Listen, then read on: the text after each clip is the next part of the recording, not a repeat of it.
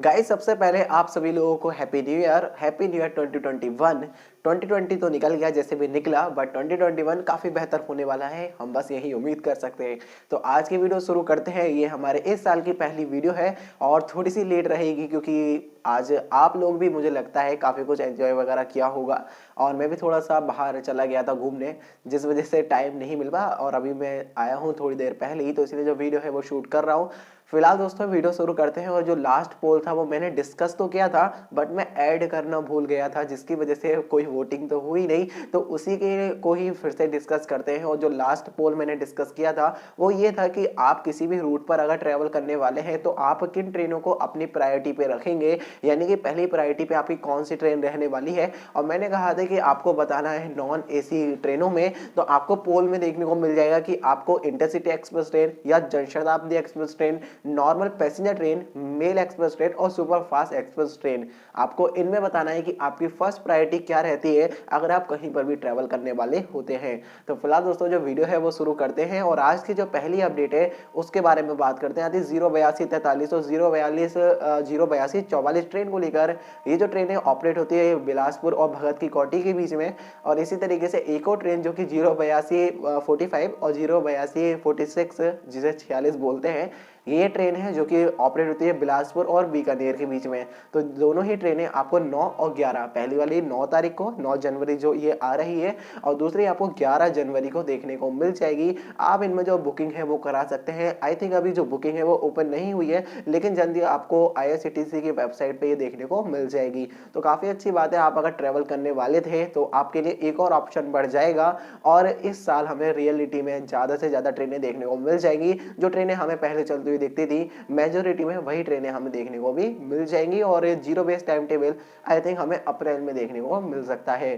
दोस्तों next update के बारे में बात करते हैं। आती अगरतला राजधानी एक्सप्रेस ट्रेन को लेकर।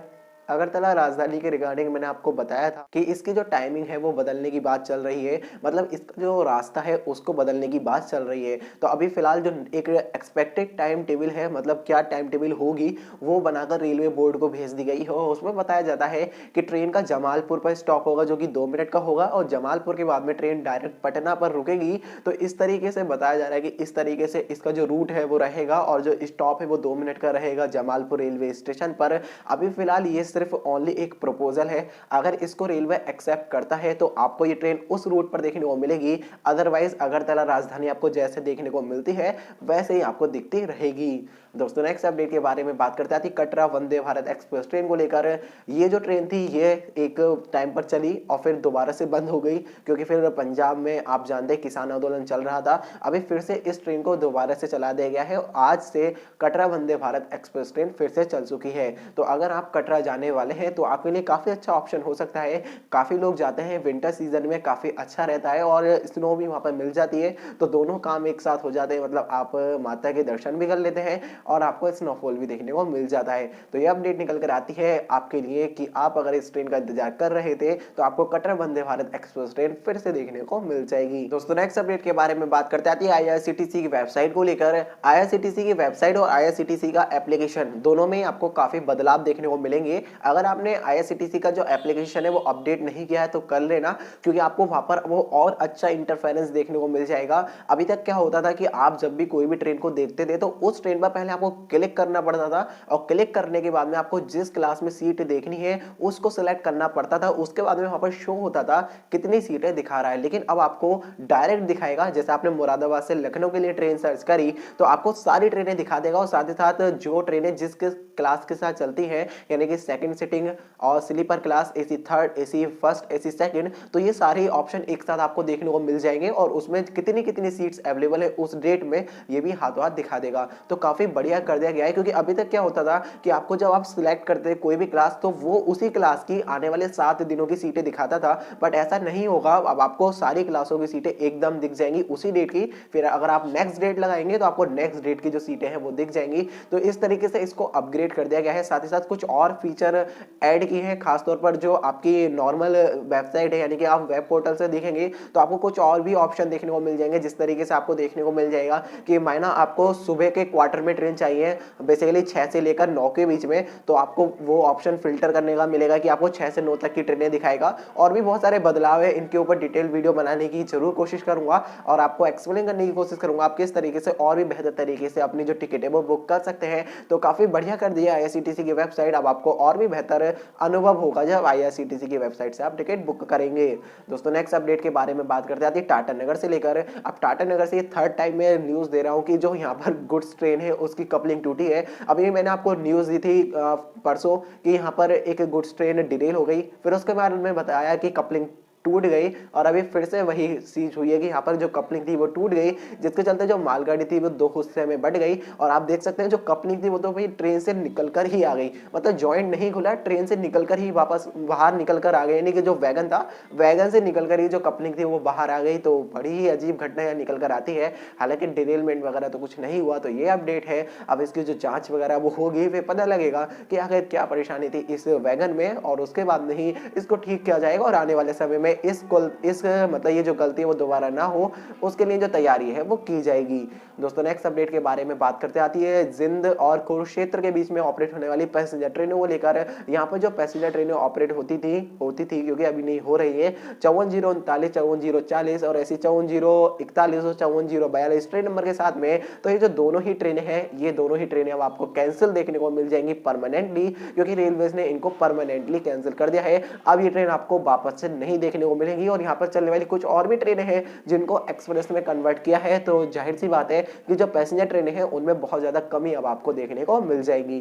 तो ये अपडेट निकल कर आती है कि इन दोनों ही पैसेंजर ट्रेनों को अब परमानेंटली कैंसिल कर दिया गया है। नेक्स्ट अपडेट के बारे में बात करते हैं लक्सर और हरिद्वार के बीच में चल रही डबलिंग को लेकर। जैसा कि यहाँ पर डबलिंग का काम चल रहा है और उसी के चलते यहाँ पर जो ब्लॉक है वो भी लिया गया है। तो अभी अपडेट यही निकल कर आती है कि 4 जनवरी तक पूरा जो काम है वो कंप्लीट कर लिया जाएगा। 4 जनवरी के शाम तक पूरा काम आपको कंप्लीट देखने को मिल जाएगा। जो ब्लॉक है वो 5 तारीख तक लिया गया है, 5 तारीख तक ही जो ट्रेन है वो कैंसिल है। तो ये अपडेट निकल कर आती है, काफी अच्छी बात है अगर ऐसा होता है, क्योंकि जो मुरादाबाद डिवीजन के डीआरएम है उन्होंने ये वाली जानकारी दी है कि जो वर्क है वो 4 जनवरी के शाम तक कंप्लीट कर लिया जाएगा। तो जल्द ही यहाँ पर जो सीआरएस इंस्पेक्शन है वो हो जाए तो भी बहुत अच्छी बात होगी, क्योंकि जो कुंभ मेला है वो भी आ रहा है, तो रेलवे उसके लिए काफी ज्यादा प्लानिंग कर रहा है। तो जाहिर सी बात है हमें और भी यहाँ पे ट्रेनें देखने को मिलेंगी और ट्रेनें डिले नहीं होंगी, जो कि सबसे अच्छी बात यहाँ पर रहने वाली है। दोस्तों नेक्स्ट अपडेट के बारे में बात करते हैं आती जनरल टिकट को लेकर। जैसे कि हम सब जानते हैं जो अभी अनरिजर्व टिकट है वो नहीं मिल रहे हैं, बहुत ही कम स्टेशन है जहां पर आपको जो जनरल टिकट है वो देखने को मिल रहा है। तो अभी अपडेट कुछ इस तरीके से निकल कर आती है कि रेलवेज ने कहा है या फिर कैसे हुआ है कि ये तो पता नहीं, लेकिन अभी जो झांसी डिवीजन है वहां पर जो सिस्टम है उनको अपग्रेड किया जा रहा है, उनको जो अनरिजर्व टिकटिंग सिस्टम है उसको अपग्रेड किया जा रहा है नई ट्रेनों के अनुसार, क्योंकि आने वाले समय में जो जो पैसेंजर ट्रेनें चलेंगी उनके अनुसार जो सिस्टम है वो अपग्रेड किया जा रहा है, ऐसा बताया जाता है। यानी कि जनरल टिकट के ही लिए ये जो सारे काम है वो किए जा रहे हैं। तो मे भी ऐसा हो सकता है कि हमें जो पैसेंजर ट्रेनें हैं वो देखने को मिले, बट कब तक देखने को मिलेगी खैर इसके बारे में कोई भी जो जानकारी वो अभी तक नहीं मिल पाई है। लेकिन अब इस तरीके से जो प्लानिंग है वो चल रही है, तो कहीं ना कहीं अभी रेलवे प्लानिंग कर रहा है कि जो पैसेंजर ट्रेन है उनको भी वापस से ट्रैक पर लाया जाए, बट जब तक गवर्नमेंट अलाउ नहीं करेगी तब तक मुझे नहीं लगता होगा। तो ये अपडेट निकल कर आती है कि आपको हो सकता है कि जो पैसेंजर ट्रेनें हैं वो फिर से देखने को मिल जाए। दोस्तों नेक्स्ट अपडेट के बारे में बात करते हैं 02155 जो कि शान भोपाल एक्सप्रेस ट्रेन है, और इसी तरीके से 02181 और 02182 ट्रेन जो कि जबलपुर और हजरत निजामुद्दीन के बीच ऑपरेट होने वाली एक स्पेशल ट्रेन है। इन दोनों ही ट्रेनों की जो स्पीड इंक्रीजमेंट है वो की जाएगी। अभी तक ये जो दोनों ही ट्रेनें हैं वो 110 किलोमीटर पर आवर की मैक्सिमम स्पीड से चलती हैं, और जो शान भोपाल एक्सप्रेस ट्रेन है वो भी एलएचबी हो चुकी है। तो अब इस ट्रेन को 110 से 130 करने की जो बात है वो चल रही है। नई टाइम टेबल बनकर तैयार है, बस जल्दी से इंप्लीमेंट करना रह गया है। लगभग 1 या 1.5 घंटा की बचत होगी ऐसा बताया जाता है। तो ये जो ट्रेनें हैं आपको 130 किलोमीटर पर आवर की मैक्सिमम स्पीड से देखने को मिल जाएंगी। तो काफी अच्छी न्यूज है इन दोनों ही सुपरफास्ट एक्सप्रेस ट्रेनों को लेकर। आपको इन सुपरफास्ट ट्रेनों में भी 130 की जो स्पीड है वो देखने को मिल जाएगी। दोस्तों नेक्स्ट अपडेट के बारे में बात करते हैं आती है कतरासगढ़ रेलवे स्टेशन से लेकर इस रेलवे स्टेशन से अभी तक 2 ट्रेनें होकर गुजर रही हैं और ये दोनों ही ट्रेनें पहले कभी यहाँ पर रुकती थी, लेकिन यहाँ पर उनका जो स्टॉप है जब से वो स्पेशल बनकर चली तब से उनका जो स्टॉप है वो नहीं दिया गया। इसी तरीके से अभी आपको यहाँ पर एक और ट्रेन देखने को मिल जाएगी जो कि रांची और दुमका के बीच में ऑपरेट होने वाली एक इंटरसिटी एक्सप्रेस ट्रेन है। इस इंटरसिटी एक्सप्रेस ट्रेन को भी दोबारा से चलाया जा रहा है, लेकिन इसका जो स्टॉप है वो इस रेलवे स्टेशन पर नहीं दिया गया है। तो पता नहीं रेलवे ने ऐसा क्यों किया, इस रेलवे स्टेशन को बिल्कुल ही एकदम छोड़ दिया, या तो भूल गए या फिर क्या हुआ, लेकिन इस रेलवे स्टेशन पर आपको इन तीनों ही ट्रेनों का जो पहले कभी स्टॉप देखने को मिलता था वो नहीं देखने को मिलेगा। तो ये अपडेट निकल कर आती है, अगर आप यहाँ से हैं तो आपके लिए काफी अच्छी न्यूज यहाँ पर हम नहीं कह सकते हैं। दोस्तों नेक्स्ट अपडेट के बारे में बात करते आती है मदुरई से लेकर।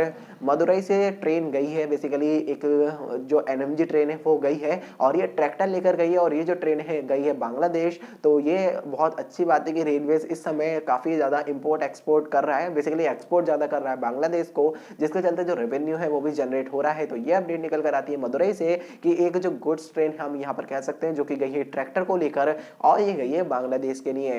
दोस्तों नेक्स्ट अपडेट के बारे में बात करते हैं 06529 जो कि केएसआर बेंगलुरु और तलगुप्पा के बीच में चलने वाली एक इंटरसिटी एक्सप्रेस ट्रेन है।